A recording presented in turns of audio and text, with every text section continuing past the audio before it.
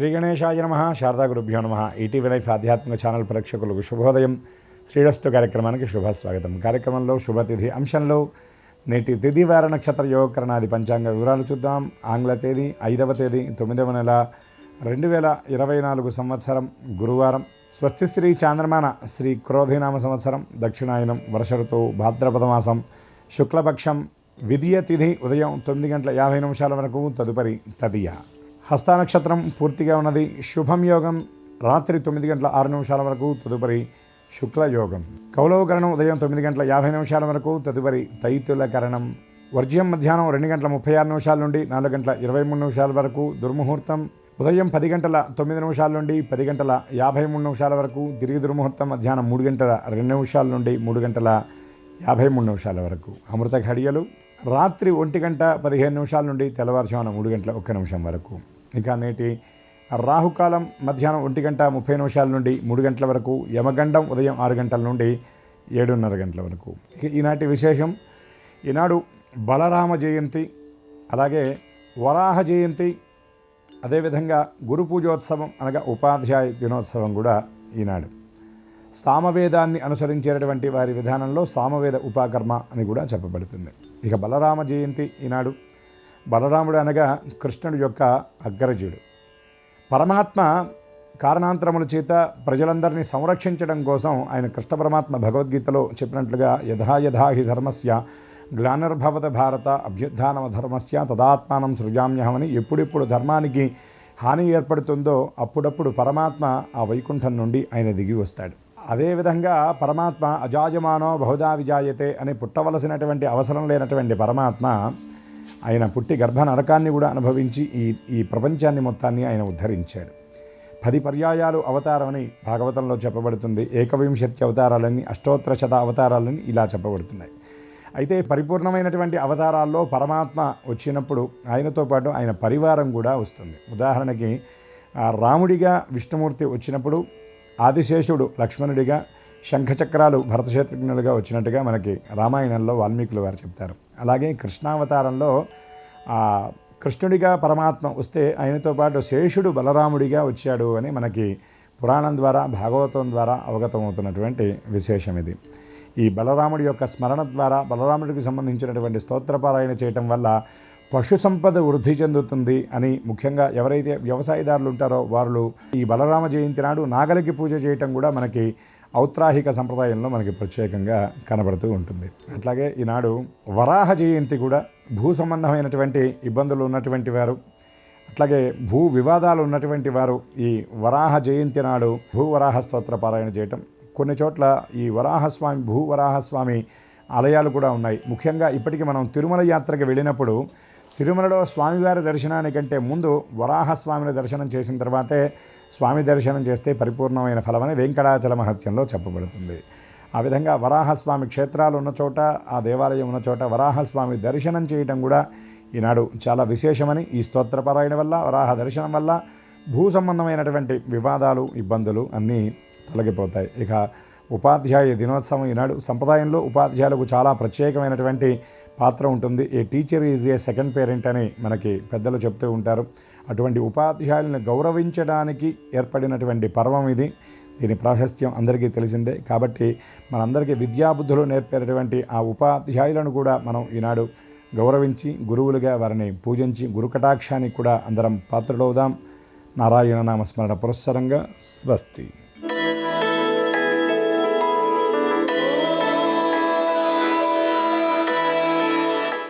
ETV life ఆధ్యాత్మిక channel ప్రేక్షకులందరికీ నమస్కారం.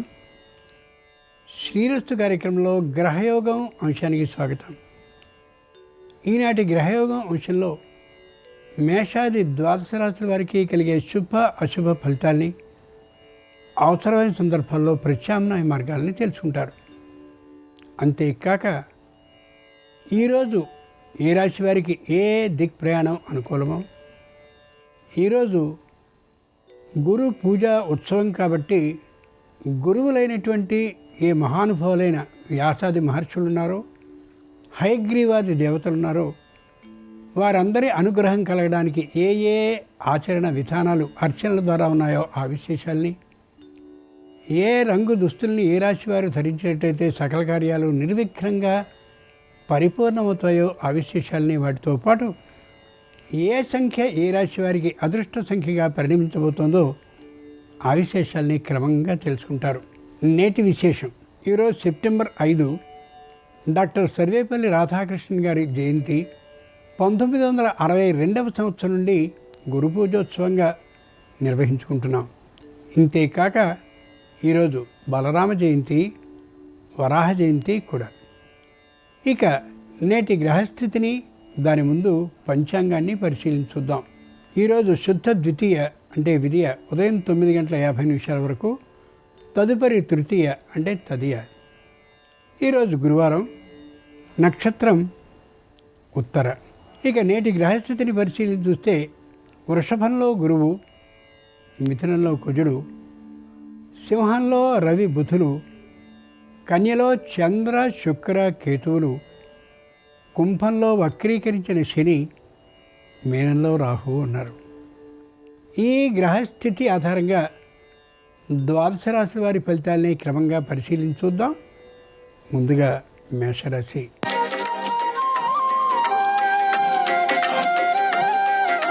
ఈరోజు మేషరాశి వారి ఫలితాలని పరిశీలించి చూస్తే శారీరకంగా ఉత్సాహంగా ఉంటారు, మానసికంగా దృఢంగా ఉంటారు, ఏ పనినైనా సాధించుకోగలిగిన సమర్థతతో ఉంటారు. ఇంతకుముందు పదవి విశ్రాంతి చేసి ఉన్నప్పటికీ కూడా ఆ తీరు పనినే చేస్తూ ఉత్సాహంగా ఉండగలుగుతారు. ఏ విధమైనటువంటి అనారోగ్య భావన లేకుండా ఉంటారు. ఔషధ సేవని క్రమం తప్పక చేస్తూ ఉంటారు. వృత్తిపరమైనటువంటి ఆదాయాన్ని పెంపొందించుకోవడం కోసమని నిరంతరం పఠన ఆసక్తులై ఉంటారు. ఏ విధంగానూ వ్యర్థ కాలక్షేపాలని చేయరు. గురు పూజోత్సవం సందర్భంగా మేషరాశి వారు వ్యాస మహర్షిని పూజించినట్లయితే మేధాశక్తి పెరిగే అవకాశం ఉంటుంది. నిర్ణీత దిక్ ప్రయాణం అనుకూలం. కలిసొచ్చే రంగు ఎరుపు. అదృష్ట సంఖ్య 4.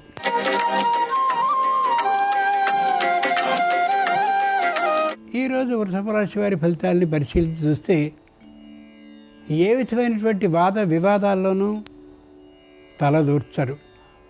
మధ్యవర్తిగా వ్యవహరించడానికి ఏమాత్రమూ ఇష్టపడరు. అనవసరమైనటువంటి విషయాలని గురించి ప్రసంగించడం కూడా వారికి ఏమాత్రమూ ఇష్టం లేనట్టుగా స్పష్టంగా తెలియచేస్తారు. వీలైనంత వరకు దైవ ధ్యానంలో గడపాలి కాలాన్ని అనే అభిప్రాయానికి వస్తారు. కార్యాలయంలో ఉన్నంతసేపు కార్య విశేషాల్ని, ఇంటికి వచ్చిన తర్వాత గృహ విషయాల్ని మాత్రమే మాట్లాడుతూ సంతృప్తికర జీవనాన్ని గడపడానికి ఇష్టపడతారు. అలాగే చేస్తూ ఉంటారు కూడా. బంధువులని, శ్రేయోభిలాషుల్ని, మిత్రుల్ని ఎవరిని కూడా దూరం చేసుకోరు. దూరం అయ్యే పరిస్థితుల్ని తెచ్చుకోరు. గురు పూజోత్సవం సందర్భంగా వృషభ రాశి వారు ఆదిశంకరుని గాని పూజించినట్లయితే ప్రతి విషయంలోనూ విఘ్నాలు తొలగిపోతాయి. దక్షిణ దిక్ ప్రయాణం అనుకూలం. కలిసొచ్చే రంగు తెలుపు. అదృష్ట సంఖ్య 3.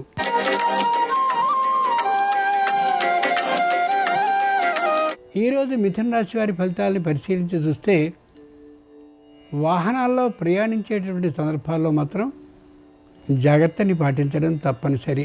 కార్యాలయానికి సంబంధించినటువంటి స్థలంలో తాము ఏ ముఖ్యమైనటువంటి పత్రాలతో నిరంతరం ఉద్యోగాన్ని చేస్తున్నారో ఆ పత్రాలన్నింటినీ జాగ్రత్తగా భద్రపరచుకోవడం అవసరం.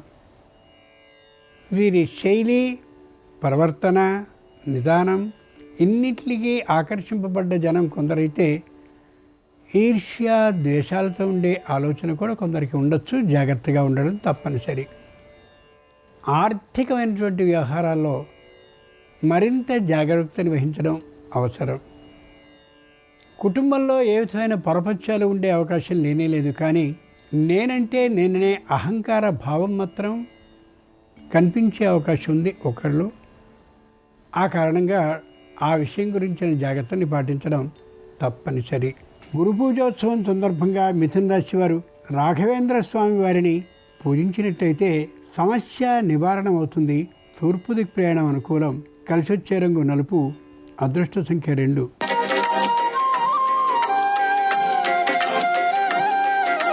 ఈరోజు కర్కాటక రాశి వారి ఫలితాలని పరిశీలన చూస్తే శారీరకంగా దృఢంగా ఉంటారు, మానసికంగా ఉత్సాహంగా ఉంటారు, ఎంత పనినైనా సరే అవలీలగా చేయగలిగినటువంటి మెలకువతనం కలిగి ఉంటారు, కుటుంబంలో ఏకవాక్యత కోసం శ్రమిస్తూనే ఉంటారు, మాట చిర్రు బుర్రుతనం కారణంగా అప్పుడప్పుడు ఏకాభిప్రాయ సాధన కొంత అసాధ్యం కావచ్చు, కానీ మళ్ళీ అంతలోనే సర్దుకుంటూ ఉంటుంది. రుణం చేసి పెద్ద పెద్ద భవనాల్ని కట్టాలని కానీ లేదా పాత ఇంటిని మరమ్మతులు చేయించాలని కానీ ప్రయత్నాన్ని చేస్తారు. కానీ రుణం చేసేంత ధైర్యం లేనటువంటి కారణంగా ఎక్కడ వేసిన గొంగళి అక్కడే అన్నట్టుగా ఉంటుంది పరిస్థితి. గురు పూజోత్సవం సందర్భంగా కర్కాటక రాశి వారు షిరిడీ సాయిబాబాని పూజించినట్లయితే కుటుంబంలో ఏకాభిప్రాయ సాధన అవుతుంది. పశ్చిమ దిక్ ప్రయాణం అనుకూలం. కలిసొచ్చే రంగు నీలం. అదృష్ట సంఖ్య 9.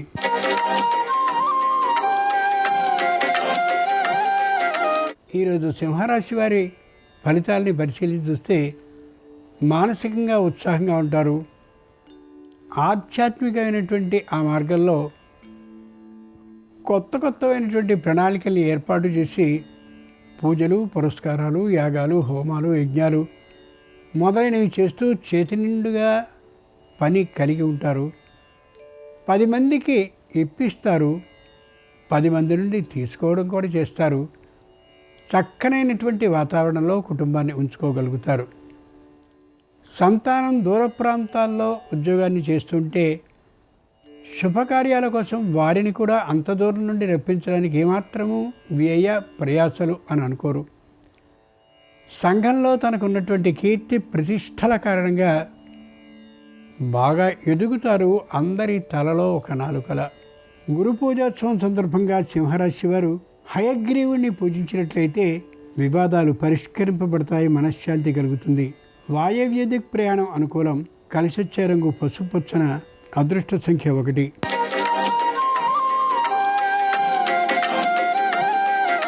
ఈరోజు కన్యారాశి వారి ఫలితాలను పరిశీలించి చూస్తే వాద వివాదాలు తప్పనిసరి అయ్యే పరిస్థితికి వస్తారు. ఉద్యోగ స్థలంలో అనవసరమైన వాగ్ వివాదాలు అయ్యేటటువంటి కారణంగా మానసికంగా అదృఢంగా ఉంటారు. శారీరకమైనటువంటి ఉత్సాహాన్ని మానసికమైనటువంటి స్థితి కారణంగా తాత్కాలికంగా కోల్పోతారు. రుణానికి సంబంధించినటువంటి అవసరం ఏమాత్రము లేకున్నా కూడా కుటుంబంలో ఒకరి ముఖ్యులైనటువంటి వారి ఒత్తిడి కారణంగా రుణాన్ని చేసి వారికి రుణాన్ని ఇవ్వవలసిన అవసరం ఏర్పడవచ్చు. మధ్యవర్తిత్వం వహించడం, రుణాన్ని అడ్డుపడి ఇప్పించడం ఏమాత్రం సరికాదనే యథార్థాన్ని గ్రహించుకోగలగాలి ఈ రాశివారు. గురు పూజోత్సవం సందర్భంగా కన్యారాశి వారు దక్షిణామూర్తిని పూజించినట్లయితే నూతన ఉద్యోగ లాభం అవుతుంది. నివృత్తి దిక్ ప్రయాణం అనుకూలం. కలిసొచ్చే రంగు ఆకుపచ్చన. అదృష్ట సంఖ్య 7.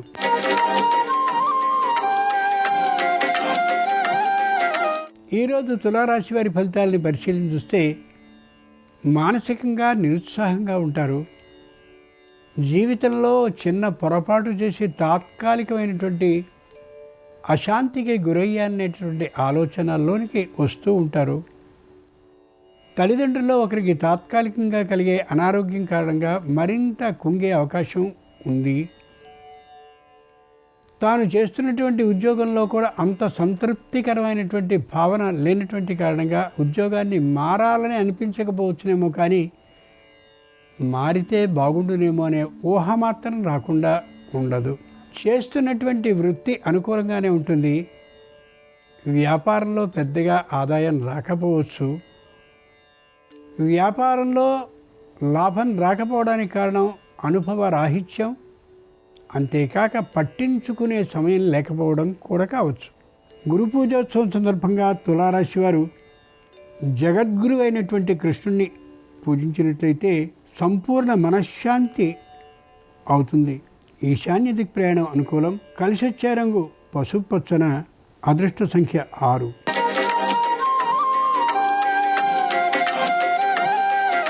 ఈరోజు వృశ్చిక రాశి వారి ఫలితాలను పరిశీలించి చూస్తే సర్దుకుపోవాలనేటటువంటి మనస్తత్వంతో ఉంటారు.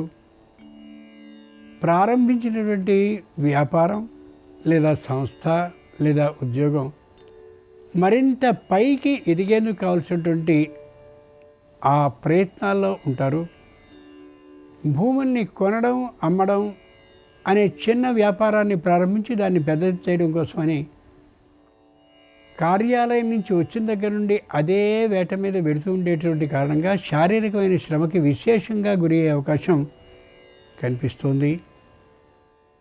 నమ్మకమైనటువంటి వారెవరో, నమ్మకం లేని వారెవరో ఆ విషయాన్ని గ్రహించుకోగలుగుతారు అనుభవపూర్వకంగా.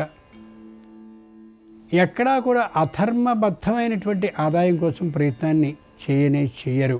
గురు పూజ ఉత్సవం సందర్భంగా వృశ్చిక రాశి వారు వ్యాస మహర్షిని పూజించినట్లయితే మేధాశక్తి పెరిగే అవకాశం ఉంటుంది. దక్షిణ దిక్ ప్రయాణం అనుకూలం. కలిసొచ్చే రంగు తెలుపు. అదృష్ట సంఖ్య 3.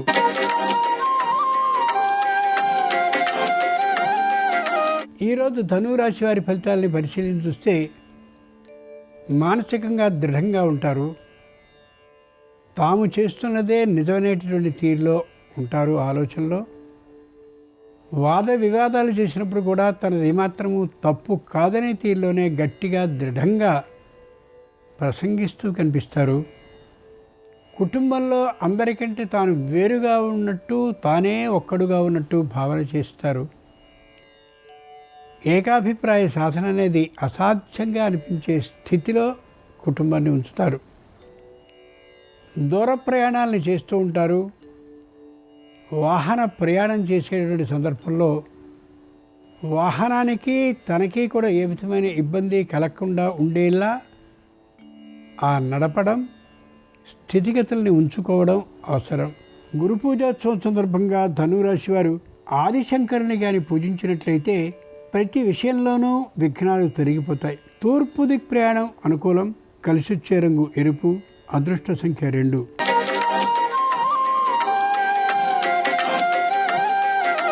ఈరోజు మకర రాశి వారి ఫలితాలని పరిశీలించి చూస్తే తాము అన్నదే చెల్లుబడి కావాలనే గట్టి పట్టుదలతో ఉంటారు. నష్టపోతున్నప్పటికీ కూడా ఏమాత్రం వెనక్కి తగ్గడాన్ని ఇష్టపడనే పడరు.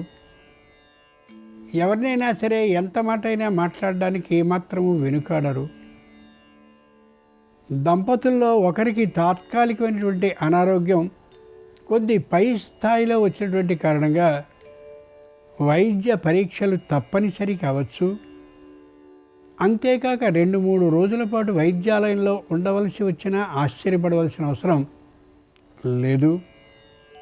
కాబట్టి ఆర్థికంగా సుసంపన్నం కావడం కోసమని రుణాన్ని సేకరించుకుని ఉండడం లేదా ధనాన్ని రొక్కం రూపంలో ఉంచుకోవడం మరింత అవసరం.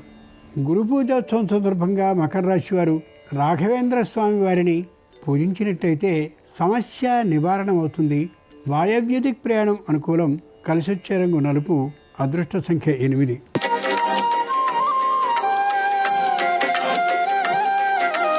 ఈరోజు కుంభరాశి వారి ఫలితాలను పరిశీలించి చూస్తే ఏ నిర్ణయాన్ని చేసినా కుటుంబ సభ్యులందరితో కలిసే నిర్ణయాన్ని చేయాలి అని భావిస్తారు. కానీ ఆచరణలో మాత్రం అది సాధ్యం కాకపోవచ్చు. పై అధికారులతో విరోధించనే కూడదు అనే నిర్ణయంతో ఉంటారు. కానీ విరోధించవలసిన పరిస్థితులు ఏర్పడతాయి. వృత్తిపరమైనటువంటి ఆదాయాన్ని పెంచుకోవాలని ఆలోచిస్తారు. కానీ సమయ అభావం కారణంగా వృత్తి ఆదాయాన్ని పెంపొందించుకోలేకపోతారు. వ్యాపారానికి సంబంధించినటువంటి లోటుపాట్లను సరిదిద్దుకోవాలి అని అనుకుంటారు. కానీ వాటిని సరిదిద్దగలిగినటువంటి వ్యక్తి రానటువంటి కారణంగా అది సాధ్యపడకపోవచ్చు. గురు పూజోత్సవం సందర్భంగా కుంభరాశి వారు దత్తాత్రేయ స్వామిని పూజించినట్లయితే మానసికమైన స్వస్థత ఏర్పడుతుంది. ఈశాన్యది ప్రయాణం అనుకూలం. కలిసొచ్చే రంగు ఎరుపు. అదృష్ట సంఖ్య 4.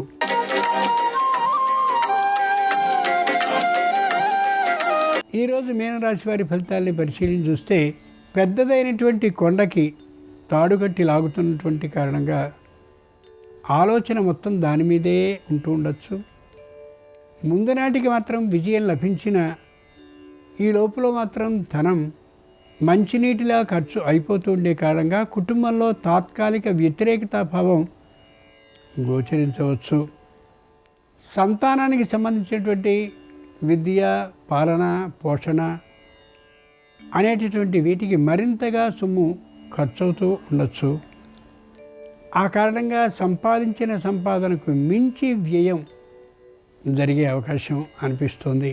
గురు పూజోత్సవం సందర్భంగా మీనరాశి వారు షిరిడి సాయిబాబా వారిని ఆరాధించినట్లయితే చేపట్టిన పనిలో విజయలాభం అవుతుంది. ఈశాన్య దిక్ ప్రయాణం అనుకూలం. కలిసొచ్చే రంగు ఎరుపు. అదృష్ట సంఖ్య 3. ఇవి ఈనాడు ద్వాదశ రాశుల వారికి కలిగే శుభ అశుభ ఫలితాలు. ఈరోజు గురువారం అయినటువంటి సందర్భంగా, గురు పూజోత్సవం సందర్భంగా గురువులైనటువంటి వ్యాసాది మహానుభావుల సంపూర్ణ అనుగ్రహం సర్వరాశుల వారికి కలగాలని హృదయపూర్వకంగా ప్రార్థిస్తూ స్వస్తి.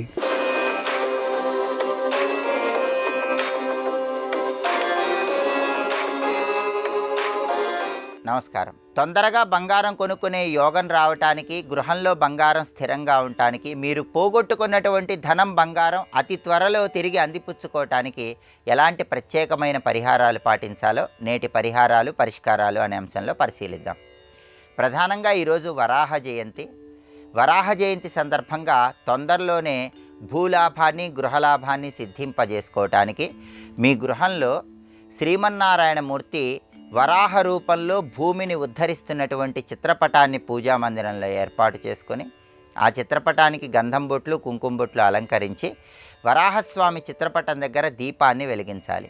వరాహస్వామికి పటిక బెల్లం నివేదనగా సమర్పించాలి. ఇలా చేస్తే వరాహ రూపంలో ఉన్న శ్రీ మహావిష్ణువు అనుగ్రహం కలిగి తొందరలోనే సొంతింటి కళను సాకారం చేసుకోవటానికి, భూలాభాన్ని సిద్ధింపజేసుకోవటానికి ఈ పరిహారం విశేషంగా సహకరిస్తుంది. అలాగే జ్యోతిష శాస్త్రపరంగా జాతక చక్రంలో గురుబలం ఉన్నట్లయితే బంగారం కొనుక్కునే యోగం తొందరగా సిద్ధిస్తుంది. గురుబలం లేకపోయినట్లయితే అనుకోకుండా బంగారం నష్టపోయే అవకాశాలు ఉంటాయి. మీరు పోగొట్టుకున్నటువంటి బంగారాన్ని కానీ, ధనాన్ని కానీ అతి త్వరలో తిరిగి అందిపుచ్చుకోవటానికి, ఇంట్లో బంగారం స్థిరంగా ఉండటానికి, ఎక్కువగా బంగారాన్ని కొనుక్కునేటటువంటి యోగం లభించటానికి కొన్ని ప్రత్యేకమైన పరిహారాలు పాటించాలి. వాటిలో ముఖ్యమైనటువంటి పరిహారం నవధాన్యాల పరిహారం. నవధాన్యాలను నానబెట్టి అవి మొలకలు వచ్చిన తర్వాత గోమాతకు ఆహారంగా తినిపించాలి. ఇలా ప్రతి 10 రోజులకు ఒకసారి చేస్తూ ఉండాలి. 11 సార్లు ఈ విధంగా చేయాలి.